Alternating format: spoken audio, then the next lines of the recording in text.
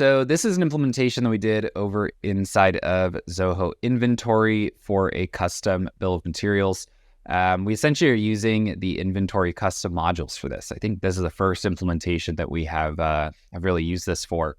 So this is part one. It's very likely there's going to be a part two for this later that will include a little bit of creator development. But this is kind of the inventory management piece for like bill of materials style items.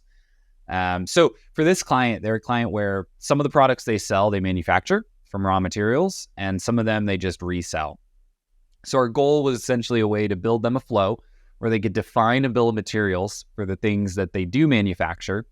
And when they sell them, the inventory should be adjusted accordingly so that we're able to, decrease raw materials and increase finished goods. So to kick off this process, the finished good items are essentially added to a purchase order associated with one of those internal vendors, right? So the internal vendor is basically our client's name and then the type of manufacturing that particular plant or team might be doing.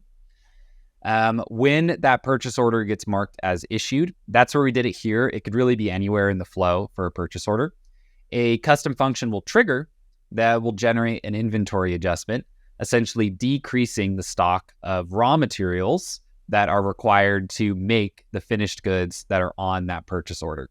And it takes into account the quantity ordered, right? Everything there, and essentially maps it out. So that's one side, right? That's going to decrease the stock value of our raw materials. In parallel, it'll actually also generate a purchase receive connected to that purchase order. And the purchase receive will contain those finished goods. And so in this case, once manufacturing is done, we basically mark that received as received, and the inventory for finished goods will increase. Now you might be asking, where's the bill of materials, right? So you're talking about these cool records that are generated, but how are we actually determining which raw materials go to which finished goods? So what it's essentially doing is referencing some data that Lucas and JP set up in custom modules.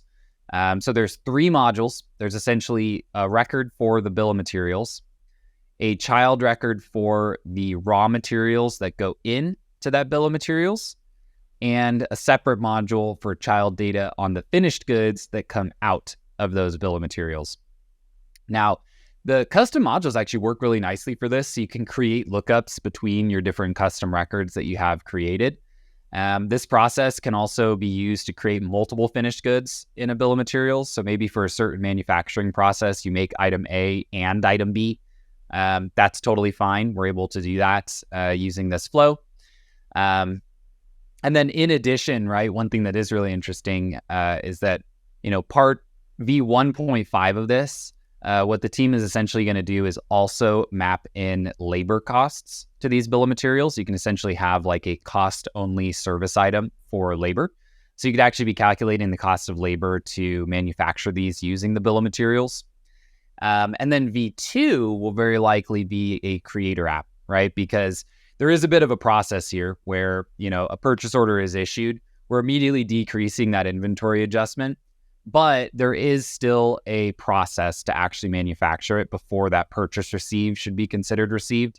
So V2 is very likely going to include a creator build where when that purchase order is issued, it'll basically create that manufacturing record, which will track through the process. And once it's done being manufactured, we can actually then mark that purchase received as received to increase the finished good inventory. So really nice flow. It's kind of getting into like ERP light functionality. I still wouldn't consider Zoho Inventory to be like a full-on ERP in the vein of like a NetSuite, SAP, Dynamics. But things like this get us a lot closer where, if you do need some of that manufacturing flow and you need some of that like labor cost tracking, you can actually get there using some of these custom modules and, deluge functions. I mean, what can we say? This was a monster. So much going on behind this little Part two will be real interesting, right? Because we're really shooting for like a full, manufacturing floor Kanban view on the big table. Person walks up, they grab the next one, right? It gets assigned to them. So this is really like the inventory side.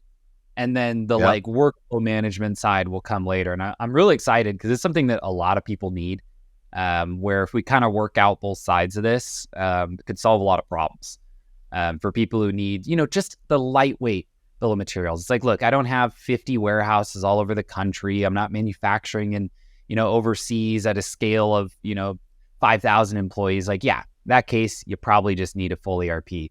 But if you need like an MRP just to manage some of those manufacturing processes, right, you might be able to actually get there using something like this. So yeah, big shout out to Lucas and JP. This is not an easy one to kind of work out, but I know it's going to drive a ton of value for our client.